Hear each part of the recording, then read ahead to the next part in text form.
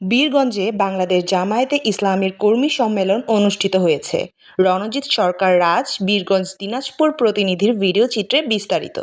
22 August শুক্রবার সকাল 11টায় কল্যাণী উচ্চ বিদ্যালয় হল রুমে দিনাজপুর জেলা শুরা সদস্য ও বীরগঞ্জ উপজেলা জামায়াতের আমির কারি আজিজুর রহমানের সভাপতিত্বে প্রধান অতিথি হিসেবে উপস্থিত থেকে বক্তব্য রাখেন বাংলাদেশ জামায়াতে ইসলামী কেন্দ্রীয় কর্ম পরিষদ সদস্য ও রংপুর দিনাজপুর অঞ্চলের সহকারী পরিচালক অধ্যক্ষ মাওলানা মোহাম্মদ মমতাজ উদ্দিন।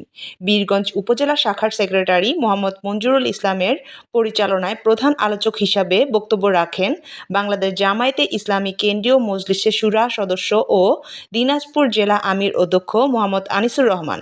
এ সময় বিশেষ অতিথি হিসাবে উপস্থিত থেকে বক্তব্য রাখেন কেন্দ্রীয় শুরা সদস্য ও দিনাজপুর জেলা জামায়াতের সেক্রেটারি ডক্টর মুকাদ্দেস মোহাম্মদ এনামুল হক। জামায়াতে ইসলামী দিনাজপুর ১ বীরগঞ্জ কাহারোল আসনের ঘোষিত সংসদ সদস্য প্রার্থী সাবেক ছাত্রনেতা ও ঢাকা মহানগর উত্তরের শুরা সদস্য মোহাম্মদ মতিউর রহমান। একই দিনে বাবু মহেশচন্দ্র রায়ের সভাপতিত্বে এবং গোপালচন্দ্র দেব শর্মার সঞ্চালনায় প্রার্থী মোহাম্মদ মতিউর রহমান বীরগঞ্জ উপজেলা পূজা উদযাপন পরিষদের আয়োজনে কেন্দ্রীয় হরি মন্দিরে মত বিনিময় সভায় প্রধান অতিথি হিসেবে বক্তব্য দিয়েছেন।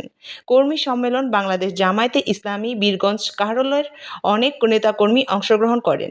AB news desk report.